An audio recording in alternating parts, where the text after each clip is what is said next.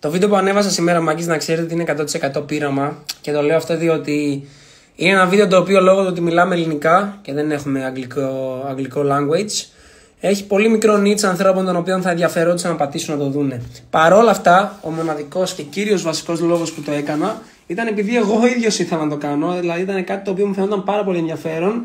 Το είχα βάλει το είχα γράψει στις ιδέες για βίντεο και έπρεπε κάποια στιγμή να το κάνω. Όχι για να πάρω views ή για να αναπτύξω το κανάλι, αλλά επειδή ήθελα να κάνω εγώ αυτό το βίντεο. Οπότε όποιος πατήσει και το δει θα δει. Αρχικά ήταν πάρα πολύ δύσκολο στο edit, μου πήρε πολλές μέρες να το φτιάξω και εμένα και το Λουκά που δουλεύουμε μαζί στα βίντεο. Και κατά δεύτερον, είχα πολύ αληθινές στιγμές μέσα για το.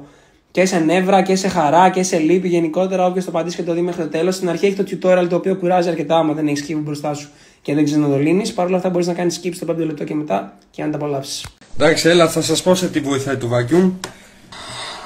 Αυτό ρε φίλε γυμνάζει εγκάρσιο κοιλιακό που είναι εσωτερικός μυς. Είναι ουσιαστικά κοιλιακοί που κρατάνε τα όργανα. Εγώ το χρησιμοποιώ γιατί ρε φίλε έχεις καλύτερο. Αρχικά σου λεπταίνει τη μέση, την κάνει πιο στενή.